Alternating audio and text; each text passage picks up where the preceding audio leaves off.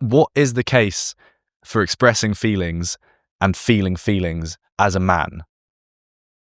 When we feel able to express feelings and someone is able to just listen to us express them, it's like we're a pitcher of venom or poison that is having a chance to have somebody who loves us listen to us, and we can pour all that out. What both sexes need, straight or gay, is somebody that they love to just be able to listen without interrupting them, and be able to be there empathetically for them, to let them know what they've heard, to let them know that, to ask the question, did I distort anything? And did I miss anything? Is there anything else you want to add? And to know that it's a safe space to be able to do that. When we do that, people who have a partner that can do that for them and with them, find themselves much more at peace, much less stress, much less likely to be have anger build up inside of them, much less likely. Can you imagine domestic violence, for example? Can you imagine Mm. somebody sort of making a point that's critical of you, and saying, and then somebody argues with that point, and then you escalate it and make that argument stronger, and the escalation goes up, and before you know it, somebody loses it, and boom, hits the other person. That comes from not being listened to.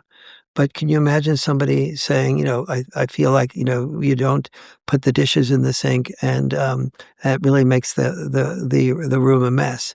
And the person's listening to it and says, oh, wow, I don't really want to make the room a mess. I really want it to be the way you want it to be. I'm sorry about that. I'll really be more careful about putting the dishes in the sink. Can you imagine the person who makes that comment hitting the other person? It's like, oh, thank you. That's really nice. You've really heard me. When we listen to people, the person who feels listened to is much less likely to get angry, and to participate in domestic violence. Probably, if you're really listened to well, the chances of being violent in response to that are probably about zero. Mm. And to seal this segment off, for anyone that's still watching who's maybe around my age and doesn't care about any of that, or at least it's so far ahead in the future that they just think it's irrelevant. Even just from a traditional status chasing perspective of wanting to be this archetypal masculine man, expressing your feelings is a hard thing to do, a bloody hard thing to do. And it takes a lot of bravery to express your feelings. Mm. And you should challenge yourself to be brave and do that. So even ignoring everything else that is way more profound than what I'm saying now, Mm. being able to express your feelings is a brave thing to do, and you should be able to do it.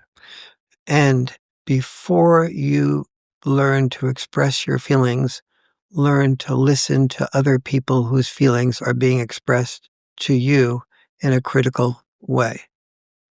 And when you learn that skill, you'll also have more capacity to express feelings in a way that's loving and constructive, rather than overly critical and overly destructive. That's likely to alienate the person rather than bring them closer to you. Mm.